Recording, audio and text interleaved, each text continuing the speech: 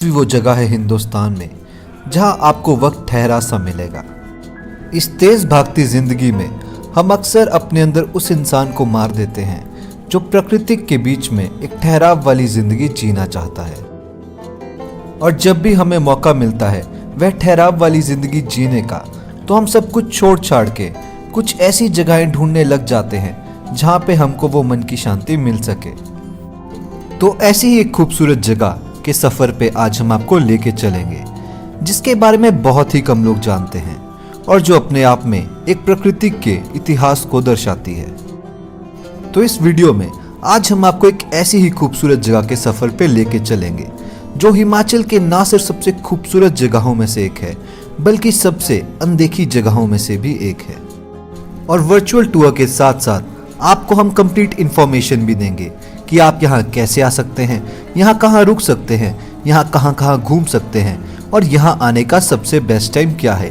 लेकिन उससे पहले दोस्तों, अगर आपने हमारे चैनल को अभी तक सब्सक्राइब नहीं किया है तो सब्सक्राइब करके इस वीडियो को लाइक ज़रूर कर दें और साथ ही नोटिफिकेशन वाला बेल आइकन भी दबा दें, ताकि जब भी हम अगली वीडियो डालें तो उसका आपको नोटिफिकेशन ज़रूर मिल जाए।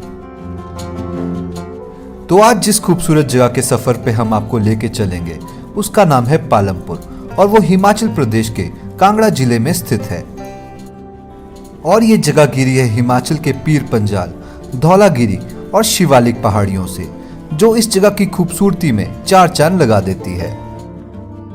तो अब बात कर लेते हैं कि आप पालमपुर कैसे आ सकते हैं। पालमपुर दिल्ली से लगभग 480 किलोमीटर के डिस्टेंस पे है और ये दूरी आप वहां से वॉल्वो में कवर कर सकते हैं, जो आपको डायरेक्ट कश्मीरी गेट से पालमपुर तक छोड़ देगी।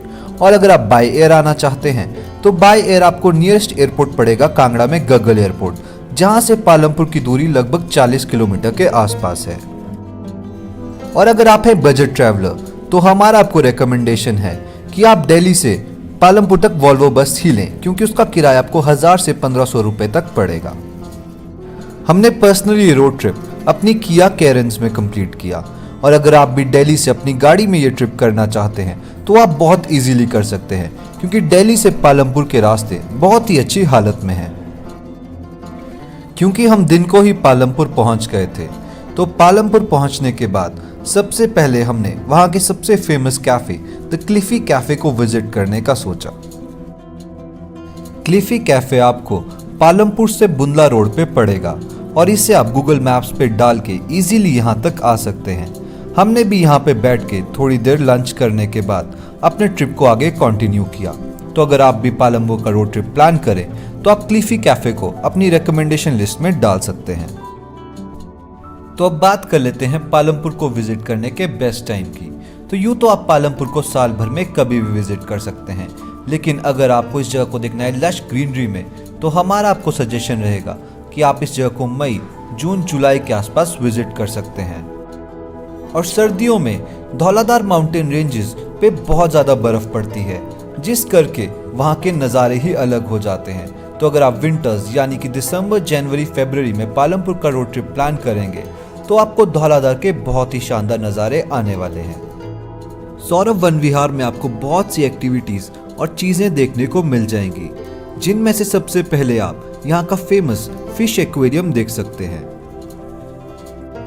फिश एक्वेरियम में आपको यहाँ पर बहुत ही डिफरेंट काइंड की फिशेस देखने को मिल जाएंगी। ये सुनने में बहुत ही ऑर्डिनरी लगता है, लेकिन जब आप इन्हें अपनी आंखों से देखेंगे तो आपको एक अलग ही एक्सपीरियंस यहाँ फील होने वाला है। फिशेस देखने के साथ साथ आप फिशेस के बारे में यहाँ पे डिटेल इन्फॉर्मेशन भी पढ़ सकते हैं। फिश एक्वेरियम को एक्सप्लोर करने के बाद आप यहाँ के चिल्ड्रन पार्क में जा सकते हैं, जहाँ पे आपको रॉक क्लाइंबिंग और स्विंगिंग जैसी एक्टिविटीज़ करने को मिल जाएंगी, जिसके लिए आपके बच्चे बहुत ही एक्साइटेड रहेंगे। और सौरभ वन विहार की सबसे खास एक्टिविटी, जिसे आप कभी भी यहाँ आने पे मिस नहीं कर सकते, वो है यहाँ की paddle boating. Paddle boating Saurabh Van Vihar की one of the finest activities में से एक है, क्योंकि बोटिंग के साथ साथ आप ना सिर्फ अपने फैमिली के साथ मज़े करेंगे, बल्कि आपको देखने को मिलेंगे धौलाधार के शानदार नज़ारे।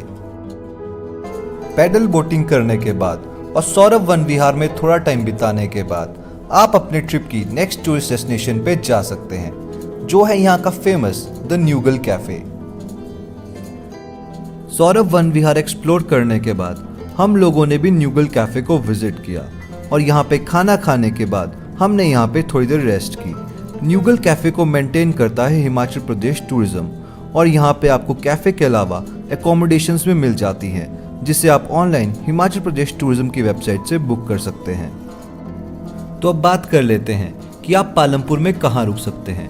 यूं तो पालमपुर में रुकने के लिए आपको बहुत से होटल्स और होम स्टेज मिल जाएंगे, लेकिन पालमपुर के लिए जो हमारा पर्सनल रिकमेंडेशन आप लोगों के लिए रहेगा वो रहेगा हिमालयन इन होटल का। हिमालयन इन की सबसे खास बात यह है कि ये पालमपुर में गुगार में बिल्कुल ही सेंट्रली लोकेटेड है, जिस करके यहाँ से हमीरपुर, धर्मशाला या फिर मंडी का डिस्टेंस आपको बिल्कुल एक रास्ते पे पड़ेगा। और साथ ही इस होटल से आपको पालमपुर की सभी लोकल साइट सीइंग पॉइंट्स एक बहुत ही कन्वीनियंट डिस्टेंस पे पड़ेंगे, जिस करके वो आपके लिए एक एड ऑन हो जाएगा। हिमालयन इन होटल में आपको डीलक्स और सुपर डीलक्स कैटेगरी के रूम्स मिल जाते हैं, जिनसे आपको धौलाधार के बहुत ही शानदार नज़ारे आते हैं और इनका टैरिफ 3000 से 5000 तक वेरी करता है। और इस होटल की सबसे खास बात यह है कि इसके टेरेस से आपको पालमपुर टाउन के बहुत ही शानदार नज़ारे आने वाले हैं।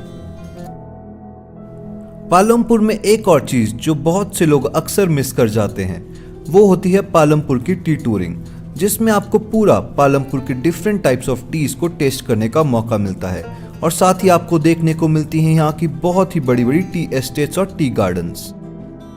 तो अगर आप भी पालमपुर का ट्रिप प्लान करें तो यहाँ के टी एस्टेट्स को ट्रैवल करना मिस ना करें। एक टी एस्टेट जो हम आप लोगों को सजेस्ट कर सकते हैं वो है वाह टी एस्टेट, जो ना सिर्फ पालमपुर बल्कि हिमाचल के सबसे बड़े टी एस्टेट्स में से एक है और वहाँ पे आपको टी टूरिंग एक्सपीरियंस भी मिल जाएगा। तो अब बात कर लेते हैं कि आप अपना पालमपुर का ट्रिप कैसे प्लान कर सकते हैं। आप दिल्ली से पहले धर्मशाला आ सकते हैं, जहां पे आप 1 और 2 दिन स्पेयर रख सकते हैं धर्मशाला के लिए। फिर आप पालमपुर 1 और 2 दिन रख सकते हैं स्पेयर। उसके बाद आप बीर बिलिंग और फिर बरोड को कवर कर सकते हैं। तो 4 से 5 दिन में आप इस रीजन की सभी मेन जगहें कवर कर सकते हैं। और इन सभी रीजन्स को कवर करने के लिए आपका मिनिमम बजट 8 to 10K के आसपास हो सकता है, क्योंकि इन सभी जगहों में आपको हॉस्टल्स मिल ही जाएंगे, जहां पे आपको शेयरिंग पे 300 रुपए बेडिंग की कॉस्ट पे एक बेड मिल जाता है। पालमपुर को पूरा एक्सप्लोर करने के बाद हमने अपना एक दिन स्पेयर रखा था नियति कैफे को विजिट करने के लिए। ये रिकमेंडेशन सिर्फ बैकपैकर्स के लिए होगा जो थोड़ा सा वॉक और हाइक कर सकते हैं, क्योंकि नियति कैफे तक आने के लिए आपको आधे घंटे का वॉक करना ही पड़ेगा।